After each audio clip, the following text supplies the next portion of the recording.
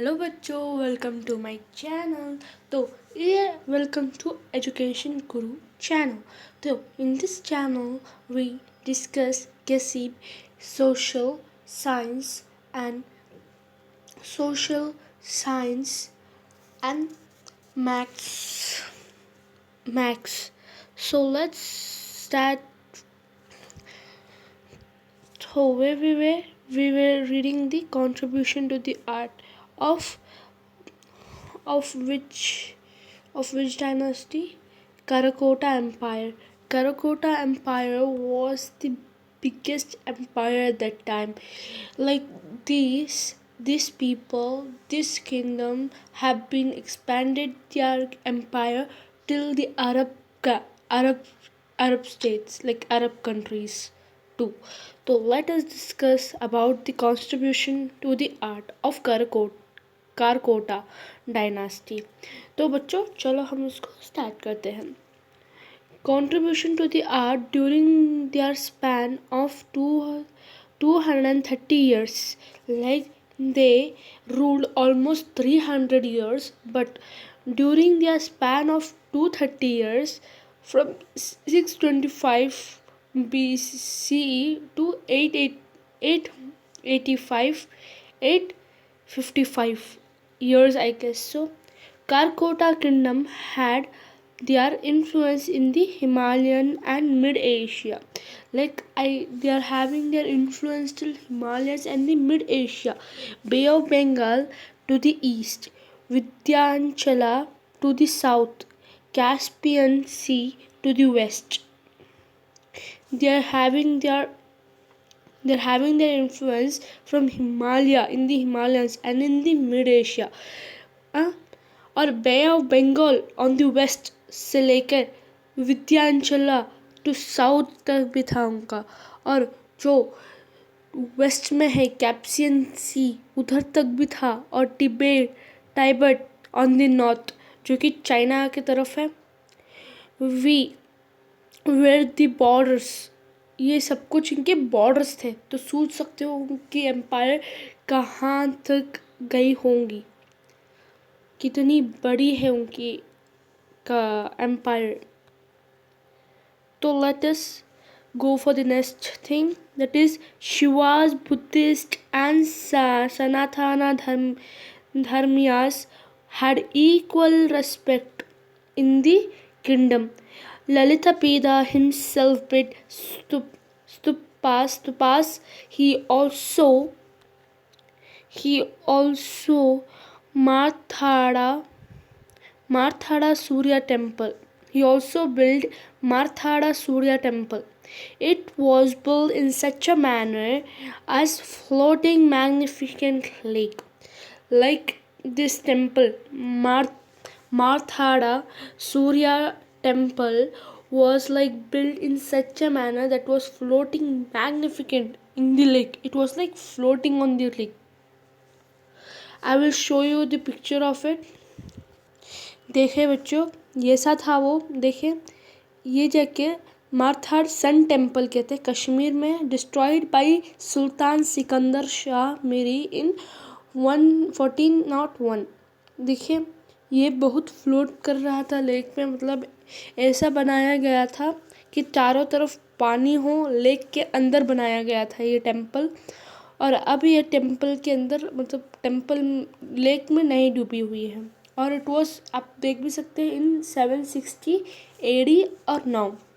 और ये बहुत खूबसूरत जगह है अभी भी। और let's begin to our chapter. Sultan Shah Sikandar ने इसको डिस्ट्रॉय कर दिया था। It was they were the Surya worshippers, जो कि सन को वर्शिप करते थे, वो थे। देयर कैपिटल वॉज परासपोर और परिहासापुरा। परिहासापुरा या परासपोर भी कहते थे। दी द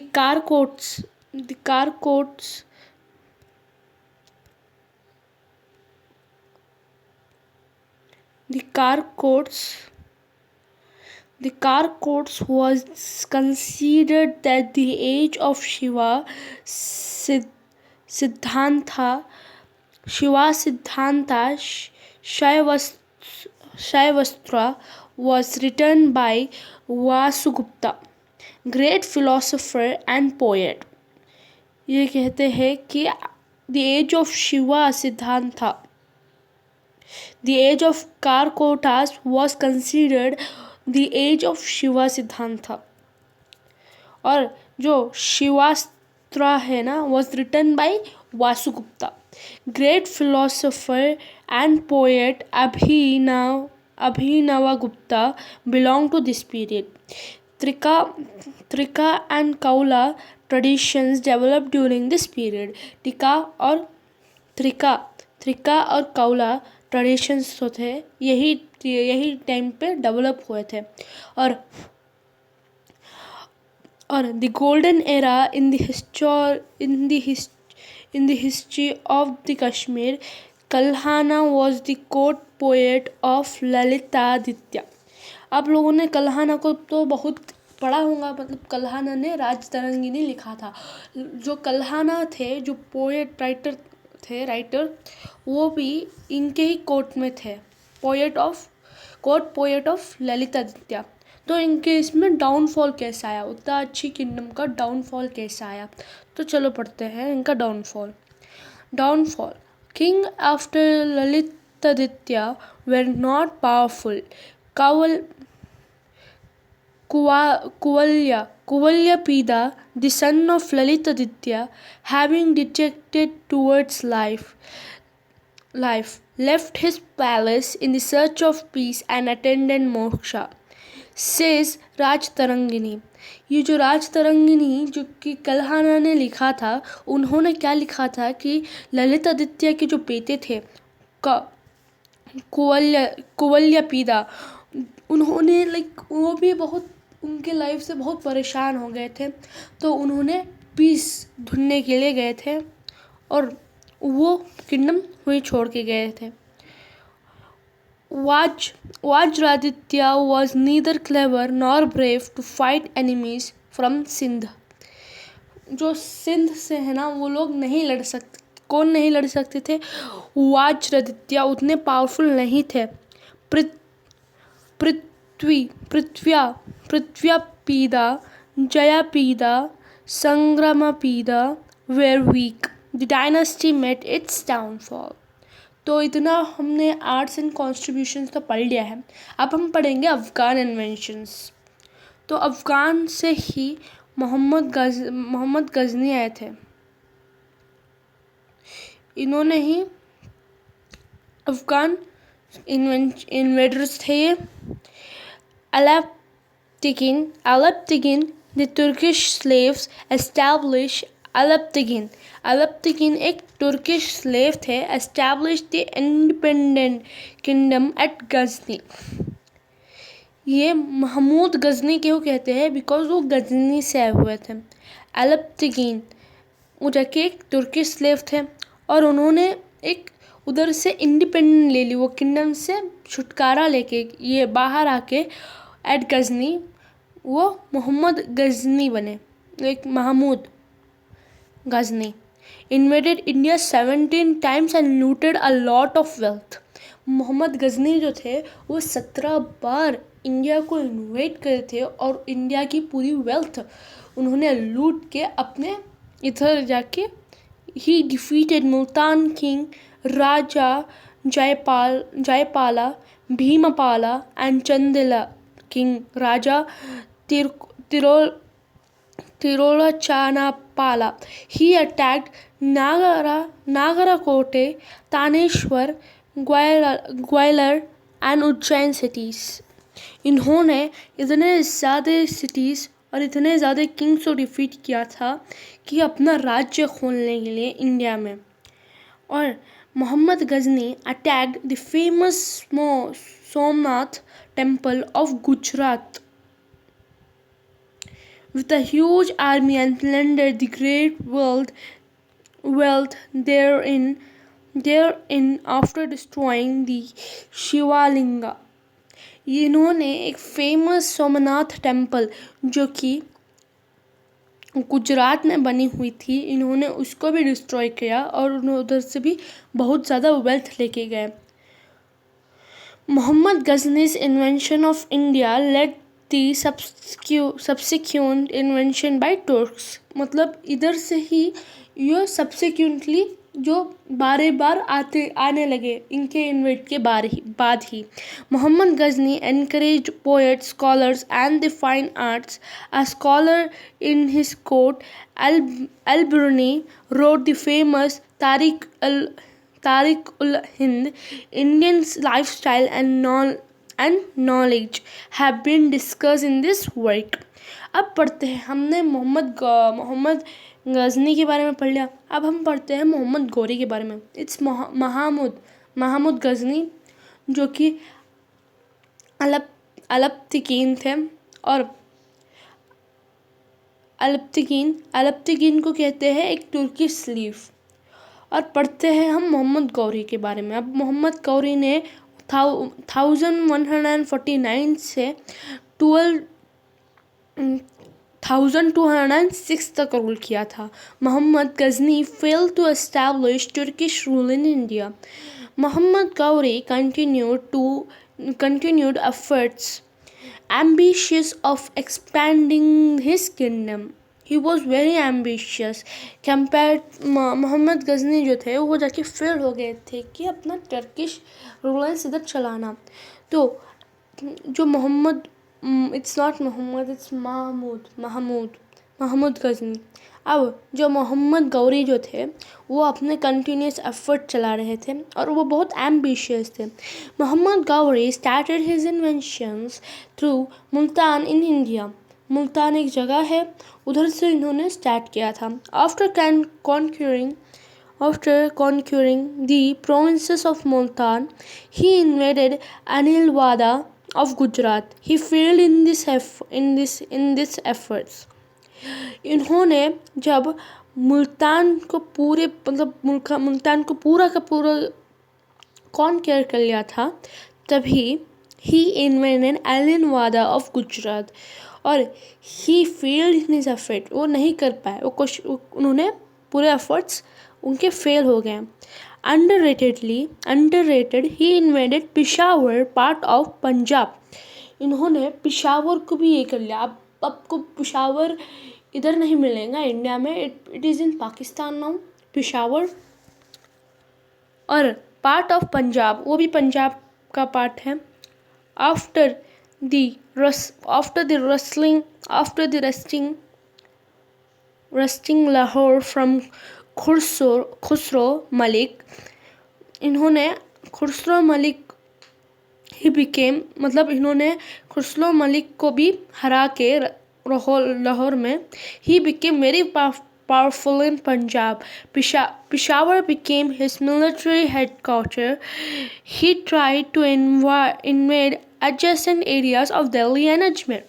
इन्होंने पिशावर को तो अपना मिलिट्री हेडक्वार्टर बना लिया था after he defeated Khusro Malik को इन्होंने डिफीट करके पिशावर को तो अपना हेडक्वार्टर बना लिया था आर्मी का। लेकिन ये दिल्ली और अजमेर को भी इन्वेट करना चाहते थे and lost to Rajput kings. इन्होंने राजपूत किंग से लूज हो गए।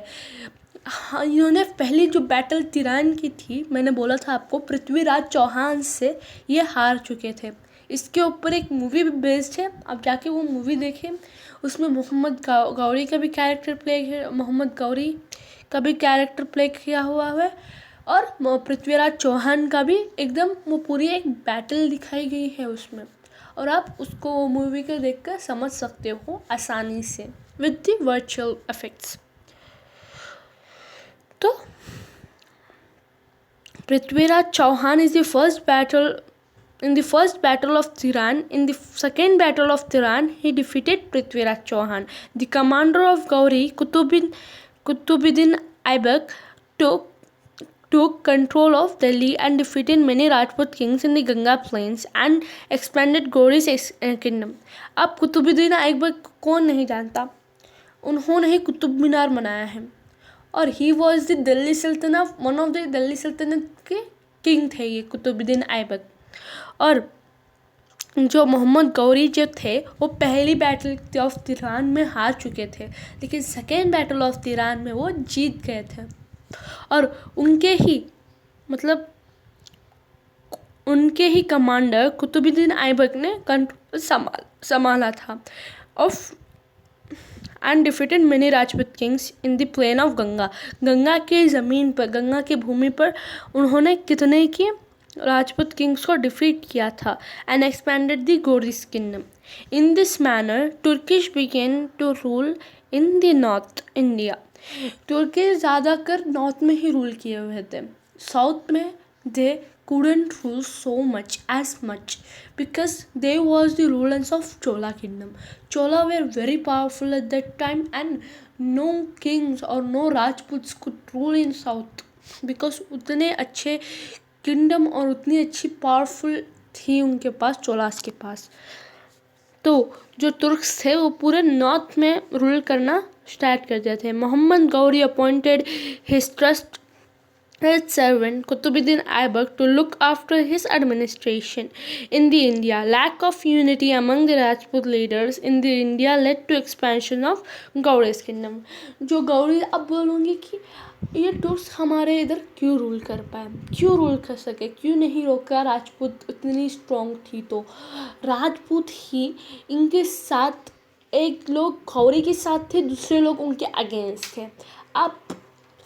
आप देख सकते हो जोधा अकबर की कहानी में भी, इनफैक्ट जोधा उनकी वाइफ नहीं थी, इनफैक्ट अकबर की, वो उन्होंने नाम दे दिया था वो सब।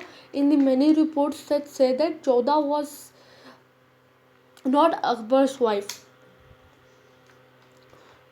कि वो थोड़े से रिपोर्ट्स में कहते हैं कि जोधा उनकी वाइफ है, लेकिन आप वो मूवी में देख सकते हैं कि कैसा ये मुगल्स के साथ ये लोग, मतलब राजपूत्स ने ये किया था, एक यूनिटी बनाई थी, वैसे ही दूसरे लोग उनके अगेंस्ट थे, वैसा ही कुछ चल रहा था इधर। आप गूगल में भी जाके सर्च मारोगे तो मैं आपको अभी दिखाती हूँ, आप देख सकते हो। हरका बाई था उनका नाम, इन्होंने जोधा बाई लिख दिया बिकॉज जोधा बाई जो थी वो कह सकते हैं कि mother of Jahangir, doctor of sister, उनका नाम ही मरियम उस ज़मानी बेगम रखा था, मरियम उस ज़मानी बेगम रखा था उन्होंने का नाम। और हम बढ़ते हैं आगे। गौरी इधर से ही अपना किंगडम का एक्सपेंशन स्टार्ट किया हुआ था। दिल्ली सल्तनत में पहला आता है गुलाम सल्तनत, गुलाम डायनास्टी। गुलाम dynasty is nothing but slave dynasty. मतलब ये क्यों रखा था स्लेव डायनास्टी, मतलब नाम क्यों रखा था गुलाम डायनास्टी, क्योंकि ये पूरे जो किंग्स थे ये स्लेव्स ही थे, गुलाम ही थे। जैसे Qutbuddin Aibak was the slave of Mohammad Ghori. Mohammad Ghori के स्लेव थे कुतुबुद्दीन ऐबक, ये समझ में आ गया। पहले गुलाम डायनास्टी, बाद में खिलजी डायनास्टी, बाद में तुगलक डायनास्टी, बाद में सैयद डायनास्टी, बाद में Lodi dynasty rule in Delhi. उसके लिए इसको दिल्ली सल्तनत कहते हैं। तो Qutbuddin Aibak continued his rule in the India since Aibak and his successor were all slaves. The dynasty claimed to be known as Ghulam dynasty.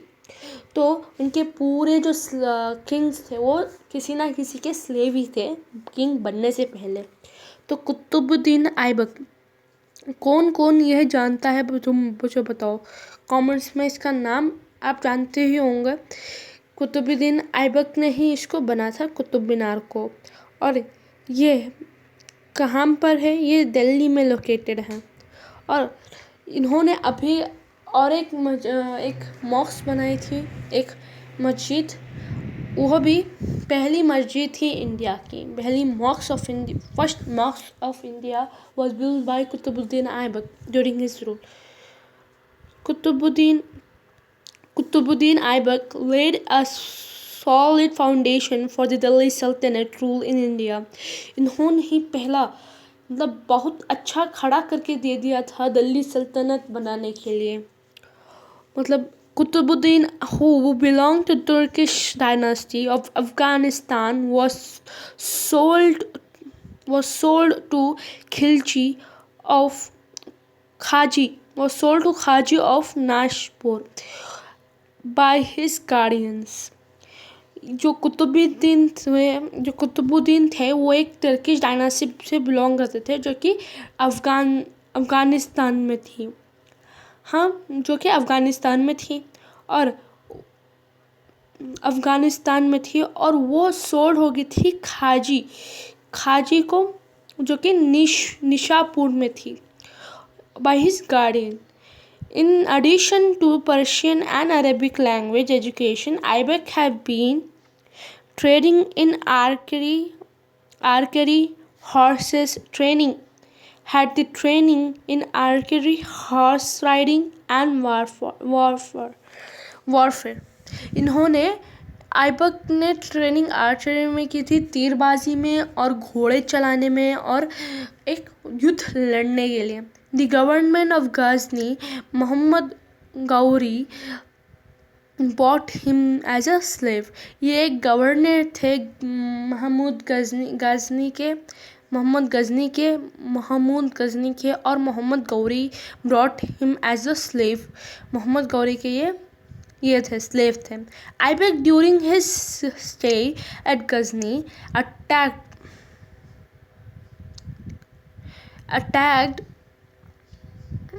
कहाँ थी मैं? हाँ, Aibak during his stay at Ghazni attracted the attention of Muhammad Ghauri by his bravery. After the Second War of the Reign, he supervised the invention of India.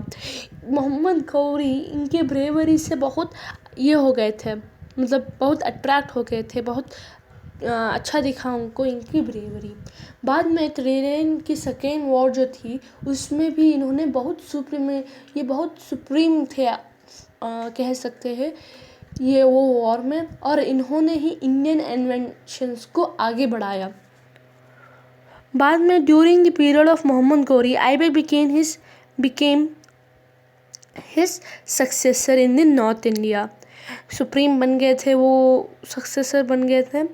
After Gori, he ruled as an independent king. After Gori के बाद जब Gauri defeat हो गए थे उनके बाद ये इनका मतलब इन्होंने बहुत अच्छा रूल चलाया था as an independent king. In the order of consolidate his position and assuming power, he had marital relations with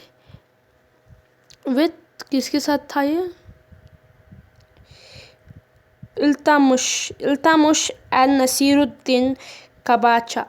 तो इन्होंने अपना रूल तो चलाया था और इन्होंने इतनी अच्छी पावर मिली थी इनको, एंड ये बहुत अपने relationship with Iltutmish and Nasiruddin Qabacha. In addition to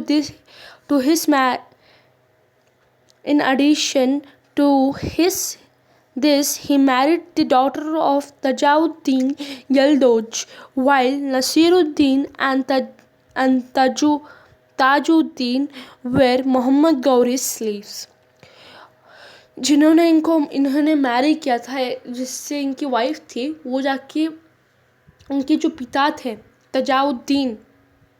Tajuddin यल्दोज जो थे वो भी नसीरुद्दीन भी और ताजुद्दीन ये दो भी मोहम्मद गौरी के स्लेव थे.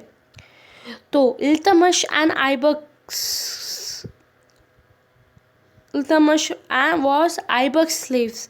जो इल्तुतमिश थे वो जाके आइबक के स्लेव थे, जो कि सेकेंड किंग थे of Ghulam dynasty. Aibak considered Quwwatul Islam mosques in Delhi. He began to construct Qutub Minar in Delhi. There were the scholars Nizami and Fakh-e Mudhabir in his court. A work called Tajul Masir gives all information about Aibak. तो बच्चों इधर तक ही पूरे मैंने, अब मैं next video में इल्तुतमिश और पूरा दूसरा ये करूँगी। तब तक के लिए थैंक्स फॉर वॉचिंग एंड हम मिलते हैं सेकेंड इस वीडियो के फोर्थ पार्ट में। ये थर्ड पार्ट है। So thanks for watching, bye bye.